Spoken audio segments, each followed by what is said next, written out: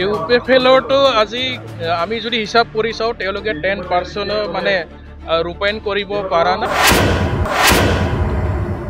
তেওঁলোকৰ নিৰ্বাচনী ইস্তাহাৰত তেওঁলোকে প্ৰতিশ্ৰুতি দিছিল, আজিৰ তাৰিখত তেখেতসকলে প্ৰতিশ্ৰুতি পালন কৰিব পৰা নাই। আৰু অম্বাগাঁৱত তেওঁলোকে NIT আৰু ব্ৰিটিছৰ অন্তৰ্গত IIT অৰ্গেনিক ইউনিভাৰ্চিটি ৰোটাৰ হ'ব লগা আছিলে, একো কাম কৰিব পৰা নাই। উদাহৰণ দিব পৰা তেনেকা ডেভেলপমেণ্টৰ কাম আমি দেখা নাই, যাৰ ফলত আজি ইউপিএফএলৰ অৱস্থা খুব শোচনীয় আৰু ৰাইজে ইতিমধ্যে ইউপিএফএল দলক মনৰ পৰা হৃদয়ৰ পৰা বিদায় দিছে। ভৈৰৱকুণ্ড সমষ্টিৰ আজি ইউপিএফএলৰ যিটো অৱস্থা খুবেই বেয়া। ইউপিএফএলৰ যিজন মানে বৰ্তমানৰ ডিপুটি চিফ, আমি শুনিছো তেখেতে মানে ভৈৰৱকুণ্ডৰ আৰু পুনৰ 2025 চনৰ BTC নিৰ্বাচন খেলিবলৈ ইচ্ছা নাই, কাৰণ তেখেতে অলৰেডি সাৰেণ্ডাৰ কৰিছে।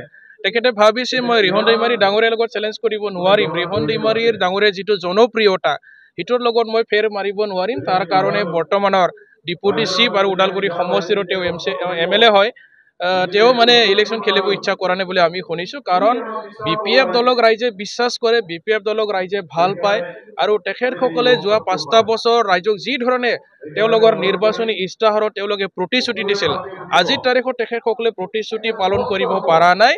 আৰু তেওঁলোকৰ যিটো কাম আমি যদি হিসাব কৰি চাওঁ, 5টা বছৰ সম্পন্ন হোৱাৰ পিছতো আমি ডেভেলপমেণ্টৰ ক্ষেত্ৰত আমি শূন্য দেখিছো।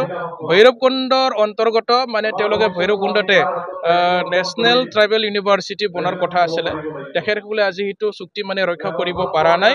আৰু অম্বাগাঁৱত তেওঁলোকে NIT আৰু ব্ৰিটিছৰ অন্তৰ্গত IIT অৰ্গেনিক ইউনিভাৰ্চিটি ৰোটাৰ হ'ব লগা আছিলে, একো কাম কৰিব পৰা নাই।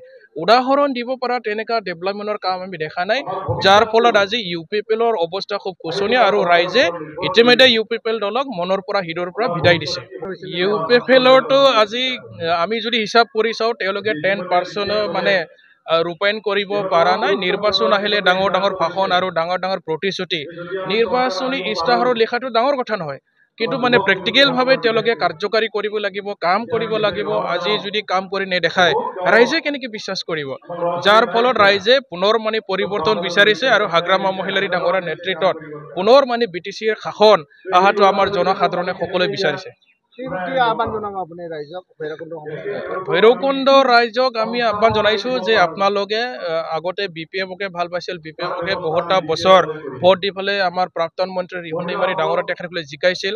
এইবাৰ আকৌ মানে ৰিহন দৈমাৰী ডাঙৰীয়া আমাৰ BTC কাউন্সিলত তেওঁ প্ৰতিদ্বন্দ্বিতা কৰিব, আৰু তেখেতক আমি বিপুল ভোটত জয়ী কৰিবৰ কাৰণে ভৈৰৱকুণ্ড সমষ্টিবাসী ৰাইজক আমি আহ্বান জনাইছো। কাৰণ 5টা বছৰ আমি ইউপিএফএলৰ টেঙা মিঠা তিতা চব আমি টেষ্টটো পালো, আৰু তেওঁলোকে যে কিমান ভুৱা প্ৰতিশ্ৰুতি দিয়ে গোটেই কথাবিলাক আজি আখৰে আখৰে প্ৰমাণিত হৈ আছে।